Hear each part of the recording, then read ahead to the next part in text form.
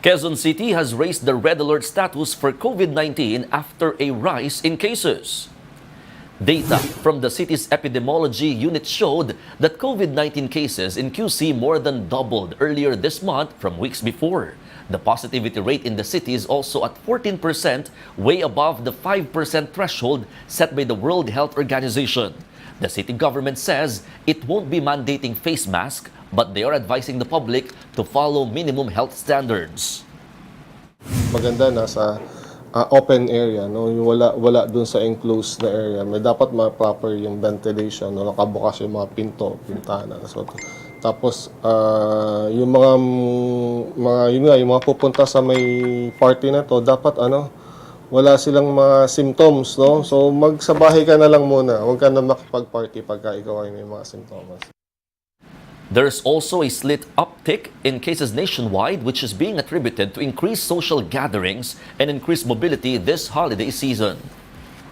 Yung last surge natin na talagang surge was around May this year.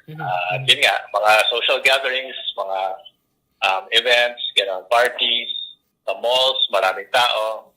So, hindi naman to alarming kasi medyo nag-slow down na yung increase ng positivity rate. So, hindi naman siya alarming. Pero at the same time, yun nga, pwede pa siyang tumaas ng bahagya and we're gonna see more cases. We'll be back with more stories after the break. Keep it here on One News.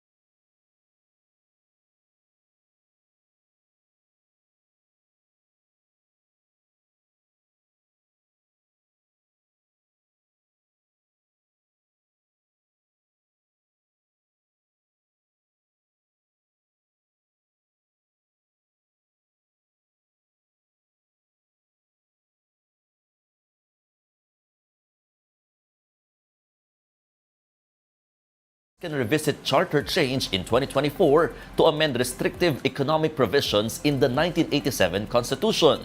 He also sees 2024 as an opportune time to review the 1987 Constitution, having already passed all priority measures outlined by President Marcos in his July 2022 SONA. The Speaker first raised the idea of amending the 1987 Constitution last September before CEOs gathered at an event organized by the Philippine Constitution Association. SMNI host Lorraine Badoy and Jeffrey Celis won't be spending Christmas in detention after all. The House Committee on Franchises have released both after nearly a week in detention. The committee unanimously voted to lift the detention order for both Badoy and Celis, citing humanitarian considerations. The two were previously sent to detention after being cited in contempt for different reasons. Celis for refusing to disclose his source when he alleged that House Speaker Martin Romualdez had spent some 1.8 billion pesos in his overseas trips, and Badoy for giving conflicting statements on her employment status with the network. A petition questioning their detention was also filed before the Supreme Court just yesterday. Meanwhile, the bill seeking to cancel SMNI's franchise is now being deliberated on first reading at the lower house.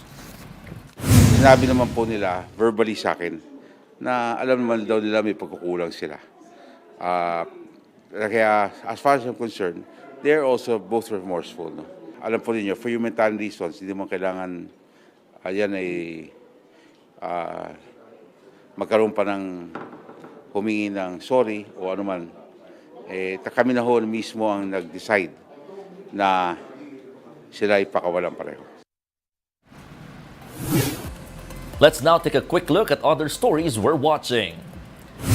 Senate President Mig Zubiri says the 2024 budget that the Senate ratified includes an additional 10 billion pesos for boosting defense in the West Philippine Sea.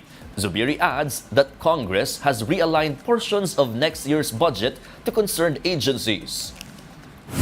Science Secretary Renato Solidum Jr. warns that around 65 provinces in the country are likely to be hit by severe drought by the first half of 2024. Solidum likens the prevailing El Niño to the 1997-1998 event, the worst experienced by the country. And President Bongbong Marcos declares December 26 a special non-working day nationwide to give families more time to bond and encourage domestic tourism. Marcos has ordered concerned agencies to issue a circular to implement the proclamation for the private sector. And that's it for this hour. Join us again at 9 a.m. as we continue to monitor the day's biggest stories. I am Mon Gualvez. We are One News. All sides, all the time.